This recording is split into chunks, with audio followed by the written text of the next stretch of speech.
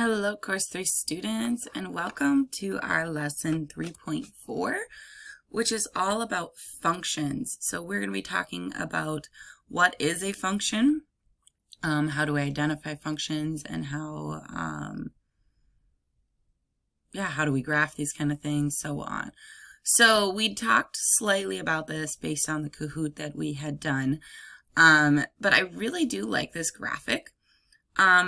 Typically, and I think I had mentioned at one point, that functions are a lot like these kind of like machine things that you used to see when you were younger would be like, oh, you put in this number and this number come out. What's the rule? So we talk about inputs and outputs. So inputs are typically our X value. We input that value. Y is our output. Same thing then I had talked with one group about domain and range. Domain is your X value, range is your Y value. On the bottom they kind of show another way to write this out. We're not really going to worry about this, but there are also being able to graph these functions because remember, if I'm given an X and a Y point, like I am here, that's going to make a coordinate point. So I can also graph them and create a graph on a coordinate plane. So again, domain is X, range is Y, input X, output Y, which I know this is a little bit more what we're going to talk about here as we get to the key ideas. Something else I want to mention for this video, since I am not going to be with you guys for this video, I am going to put in a code word.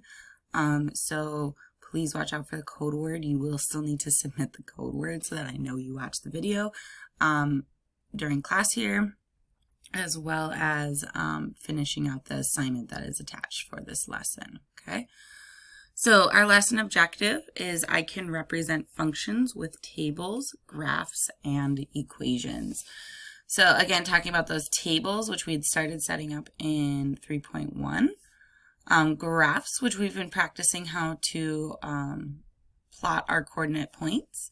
And we haven't necessarily talked about how to solve out equations, but we've seen equations and how we can plug in points and create, plug in those X values and those Y values. So here is the key ideas, and it's coming up a little lighter than I wanted it to. But let's start reading it out, and I'll help explain some of this along the way. So a set of ordered pairs is called a relation.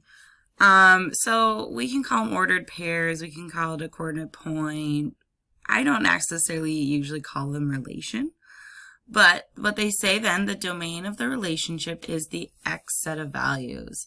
So again, I talked about how domain, oops, that is not very... domain is your X. So I would suggest writing that out, domain, and just put the X by it so you remember. So then range is your Y, okay? Because in case you get a question that says, what is the domain? Well, you're going to have to know what does the domain mean. Domain is all of the X values and range is all of the Y values. So then it talks about the function is a special type of relationship that pairs each input or domain value. So we can also consider X as input. And we can also consider Y, which exactly one output. So when we're talking about functions, and I'd kind of mentioned this, and here's two examples that you can see. What they mean is that each input or each X gives only one output. So 0 goes to 3, 1 goes to 4, 2 goes to 5, 3 goes to 6. So each one only gives me an answer of one output. So this is considered to be a function. Something that is not considered to be a function, where one input gives you more than one output. So in this case, you're seeing that 0 goes to 2, but 1 could also go to 4, and 1 could also go to 6. That's not going to work. I can only have one of these. And so that is why this is considered to be not a function. So sometimes we might see graphs like this. These are called, oh gosh, I can't remember what they're called. I'm blanking right now. They're kind of a table of sorts. I'll have to try and remember what the name is for those type of tables. So you might see tables and be asked, okay, is this a function or not? Some functions can be written as equations with two variables. So in all the equations we've been seeing, these have been considered a function. So when we were looking in lesson 3.1 about, does this coordinate point, is it a solution to this equation? These are also considered to be functions. I'm not too worried about the dependent and independent variable. Just because it's really more important, I think it's a little more important to understand that domain and input are X, range and output are Y. So let's look down at the bottom here. It says functions can also be represented in tables and graphs. If the domain of a function, or the X, has infinitely many values, it is important to represent all the values in a table. But a table can be used to show some of the values and to help in creating a graph. All right, so this will make a little more sense when we actually get to graphing and looking at tables. And I will explain this a little bit more when we actually look at an example here. Biggest thing takeaway is what is X, what is Y? How do we decide if they are functions? So each input gets only one output.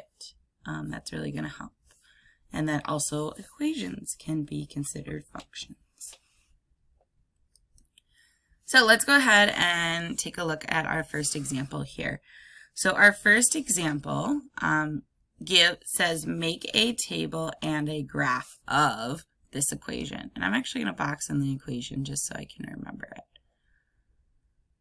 So if we think back to when we were doing lesson 3.1, we had seen tables that looked like this, where we've got the X, we've got the equation part minus the Y, so 2x plus 1. We've got what is Y, and then we've got the coordinate point. So this is how I would suggest setting up your tables so that you can see how to solve these out. I think I'm going to grab actually a different color here to fill this in. Let's just go with black. So we're using this equation of y equals 2x plus 1. We're going to come up with a table and a graph. The other thing that's a little different from 3.1 is that they don't tell me what values I'm going to use for x. So here is what I'm going to tell you to use for x. We are going to use only 3 points. I'm going to say 3 points is the absolute minimum that you need to have on a table or a graph. What I'm going to typically say is you need one thing that is negative, one thing or 0, and one thing that's positive. So ultimately, I can kind of pick whatever I want for x to start off with. I can't pick what y is, though, because remember, I put it into this equation. But if this is confusing to you, what I'm going to suggest is then always just do -1, 0, and 1. Okay? So what I'm going to do is I plug it into this equation, and all I'm going to do is just rewrite it. 2 times -1 plus 1. Solve this out. 2 times -1 is -2. -2 plus 1 gives me -1. And so then I have the coordinate point of -1, -1.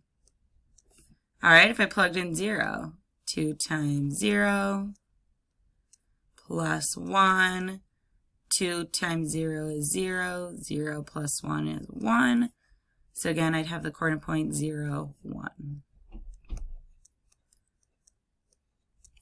And then for my 1 value, 2 times 1 plus 1. 2 times 1, a positive 1 gives me 2, plus 1 gives me 3. So I'm going to have the point 1, 3. So the only thing now is we haven't taken those coordinate points and put them on a graph. So I'm going to use these points that I've just created, and we're going to put them on our graph. So I need to plot -1, -1. So again, I start at 0. I go over left 1 to -1 and down 1. So there is my first point. Then I have 0, 1. 0, 1 means I'm not going left or right, and I'm just going to go up 1. And then I also have 1, 3. So I'm going to go over 1, up to 3. Now, when we make graphs, we don't just leave the dots like they are right now. What we want to do is we're going to connect our dots. Oops, as best as I can. It's kind of hard to draw on here because it's lagging a little bit. But try and get them as connected as you can. But also the line continues. So you're going to continue it past all those dots. So grabbing a straight edge, a ruler might be a little more helpful. I just don't have that ability as well. So you continue it on and you put arrows at the end. So this is kind of what this last part was talking about, is that graphs are continuous. And so we need to show out that it is extended and add in those arrows. Because if I wanted to, I could figure out, what if x was, 100, what would it be if my graph was that big? But if I actually had this straight, I could figure out, okay, if x was 6, what is my y value going to be? Without figuring out and doing all the math, I could just analyze my graph and figure out where that is. Okay. So we have one more example. I hope we have enough time for this one as we continue on. So the other part about identifying if it's a function. So really all we did was just take the graph or the table and make a graph. But being a function has exactly one output for every input. You can use what is called the vertical line test to test whether a graph is a function. If no vertical line intersects the graph at more than one point, then the relation is considered a function. If any vertical line intersects the graph at more than one point, then the relation is considered not a function. So if I looked back at this graph that we made, I can make a vertical line. Vertical lines going up and down. Maybe I wanted a vertical line here. All right, it only goes through one part of it, the line. So this one would be considered a function. And I could do that at any point, and it's only going to go through the line at one point. So let's look at some other examples. So one of them, we don't necessarily always have a graph though. So remember that means that I have exactly one input or one output for every input. So if I am looking at this table, they don't have the arrows because this is a little bit of a different table, but I can see that 0 goes with 5, 1 goes with 4, 2 goes with 3, and 3 goes with 2. There is no number on the x value that has two y numbers. And because of that, this would be considered a function. This one's a function. B already set up my vertical line for me. So they did the vertical line test because this one's a graph. And if you notice, this red line is your vertical line test. And the vertical line test can only hit the graph or whatever is the shape on the graph once. If you notice, they show that it hits it once and it hits it twice. So because it hits it twice, this is considered not a function.